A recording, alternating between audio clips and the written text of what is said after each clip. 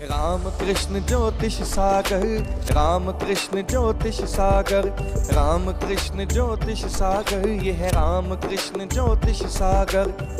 नमस्कार दोस्तों, आपका एक बार फिर से स्वागत है हमारे YouTube चैनल श्री राम कृष्ण ज्योतिष सागर में। और मैं हूं आपका दोस्त और होस्ट रंजीत भारती। दोस्तों, जैसा कि आप जानते ही हैं कि सनातन धर्म में पूजा पाठ और कर्म कांड का विशेष महत्व है, और इसी मंच पर आपको हम इस विषय में लगातार नई नई जानकारियां देते रहते हैं। और इस विषय पर आज एक और नई जानकारी लेकर फिर से मैं प्रस्तुत हूं, और हमारे साथ उपस्थित हैं आचार्य डॉक्टर नितेश झा जी। तो आइए आज के विषय में डॉक्टर साहब क्या बताना चाहते हैं, तो मिलते हैं आचार्य डॉक्टर नितेश झा जी। आचार्य जी नमस्कार। नमस्कार। तो आइए आज हम अपने दर्शकों को अपनी नए विषय के बारे में जानकारी दे देते हैं। ओम वागर्थ संपृक्तौ वागर्थ प्रतिपत्तये जगतः पितरौ वन्दे पार्वती परमेश्वरौ, पार्वती परमेश्वरौ। नमस्कार, मैं आचार्य डॉक्टर नितेश झा आप सभी का हमारे YouTube चैनल श्री राम कृष्ण ज्योतिष सागर में स्वागत है। आज जिस विषय को लेकर के उपस्थित हैं, तुला दान। जो तुला दान है, हम लोग समझ गए होंगे, तुला यानी कि तराजू, दान यानी कि तराजू और दान का क्या संबंध। जब किसी व्यक्ति के जीवन में ग्रह स्थिति से, यानी कि ग्रहाधीनम जगत सर्वम, ये जो सारा जगत है यानी कि संसार है, वह ग्रह के अधीन है, यानी कि ग्रह ही चलायमान कर रहा है पूरे संसार को।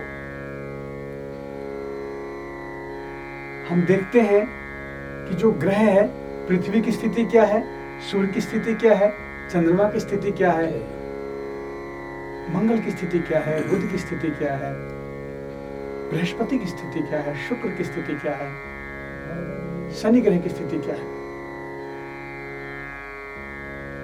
उस स्थिति से हमारे जीवन पे जो प्रभाव पड़ता है,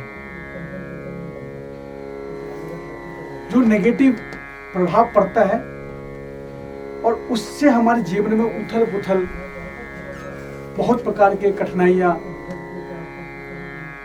बहुत प्रकार के समस्याओं का सामना करना पड़ता है। जब जीवन में बहुत प्रकार के संकट, परेशानियां आ जाए, तो ऐसा कहा गया है कि कुंडली में ग्रह की स्थिति कुछ ठीक नहीं होती है।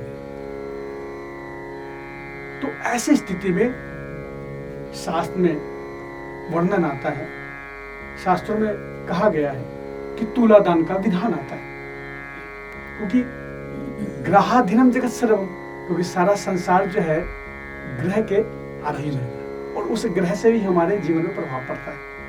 तो उस ग्रह के निमित्त, जो ग्रह है उनके निमित्त अन्न दान, यानी कि जितना व्यक्ति का वजन है, भार है, उतना ही उस अन्न का दान किया जाता है। उसका विधान ये है कि पूजन इत्यादि करने के बाद भगवान लक्ष्मी, भगवान विष्णु की, लक्ष्मी नारायण भगवान विष्णु की पूजा करके और तुला की पूजा करने के पश्चात एक तरफ जातक को बैठाया जाता है, एक तरफ अन्न रखा जाता है। दोनों का भार समान होना चाहिए। और फिर उसके पश्चात यह तुला दान की विधि एक संक्षिप्त रूप में हमने बताई है कि आखिर क्यों करना चाहिए। तो उसके पश्चात वह दान करना चाहिए। और दान का विधान है कि दान किसको करना चाहिए। दान के विषय में जब चर्चा करेंगे तो विस्तृत रूप से चर्चा करेंगे कि हम दान किसको करें, किस स्थिति में करें और क्यों करें। तो ऐसा शास्त्र में वर्णन आता है कि जो दान है वो योग्य, यानी कि वो पात्रता होनी चाहिए उसके अंदर, वो उस योग्य है या नहीं है। हम दान तो कर रहे हैं, कहीं हमारे दान की हुए वस्तु को वो व्यर्थ ना कर दे। तो यह देखकर यह तुलादान उस व्यक्ति को सौंपा जाता है। इसके लिए विधान है। कुल परंपरा अनुसार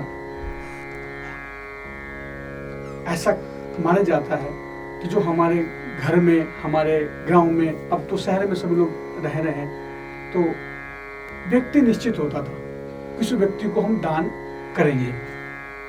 तो ऐसे व्यक्ति का चयन हमें स्वयं करना है। ये हमारी अपनी बुद्धि के ऊपर है कि हम उस व्यक्ति को ढूंढे, उस व्यक्ति को पहचाने कि वह व्यक्ति कौन है जिसको हमें दान दे सकते हैं। उस दान से उसका जीवन यापन हो। क्रम यही है, क्योंकि पात्र है, क्योंकि उसकी आवश्यकता है उस दान दी हुए वस्तु की। तो उस दान दी हुई वस्तु से जब वो व्यक्ति उसका निर्वहन करता है, उस निर्वहन करने में जब उसकी अंतर आत्मा यानी कि जो मन स्थिति है वह कुछ न कुछ कहता है, और उस कहने से जिस व्यक्ति के निमित्त यह दान हुआ है वह चीज उसके जीवन पर प्रभाव डालता है। तब वह व्यक्ति उन्नति करता है, यानी कि उसके समस्याएं समाप्त हो जाती हैं। क्योंकि किसी व्यक्ति के जीवन पे प्रभाव पड़ रहा है, उसके जीवन पे प्रभाव पड़ने से जिसने किया है उसके जीवन पे प्रभाव पड़ता है। देखते हैं ना कि हम एक साइंस की टेक्नोलॉजी है ऐसी कि जब हम चीजें देते हैं तो वापस भी आता है।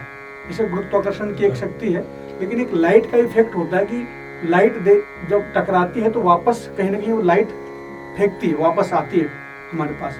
तो ऐसे ही इसको हम जोड़ते हैं तथ्य से, ऐसा हम मानते हैं।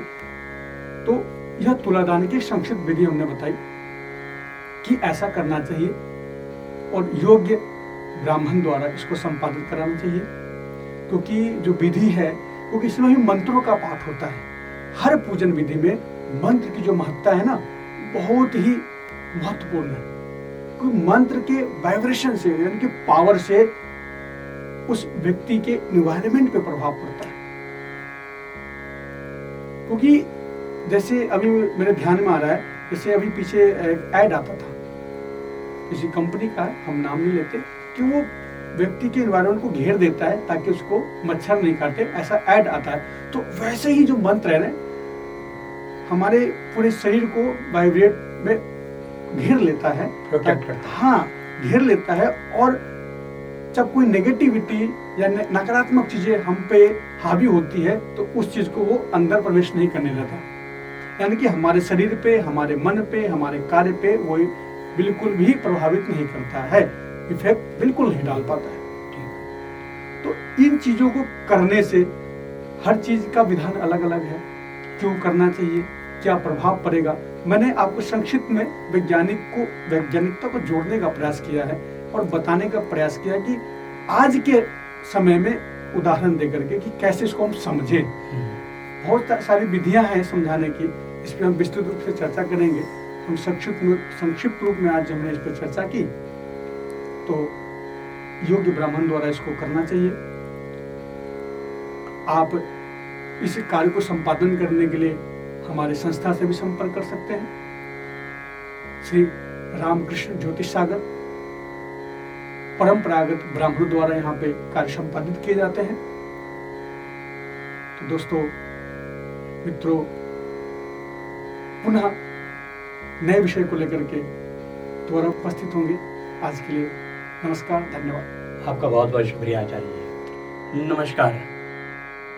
तो जुड़े रहिए हमारे YouTube चैनल श्री रामकृष्ण ज्योतिष सागर में, और हमारे चैनल को सब्सक्राइब और लाइक और शेयर करना ना भूलें, जिससे कि आने वाली जानकारी आपको मिलती रहे। मैं हूं आपका दोस्त और होस्ट रंजित भारती, पुनः आपसे आज्ञा चाहता हूं। फिर मिलते हैं किसी नए विषय के साथ नए एपिसोड में।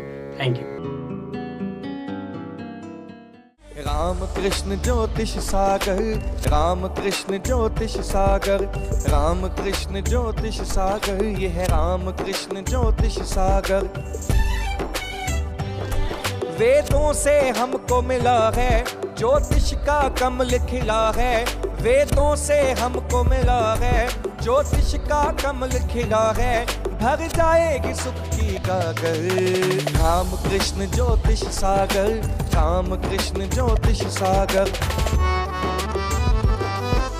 लक्ष्य हमारा मंगल करना, जीवन में खुशियां है भरना, जन जन का कल्याण है करना, ज्योतिष से समाधान है करना।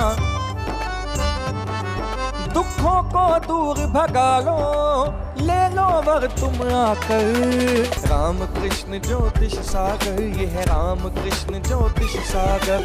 जीवन सुधरे खुशियां बरसे, हट जाए अंधेरा घर से, सारे ग्रहों की कृपा बरसे, मिटे बोझ दुखों का सर से। जीवन उज्जवल होता है ज्योतिष सागर में आकर। राम कृष्ण ज्योतिष सागर, ये है राम कृष्ण ज्योतिष सागर।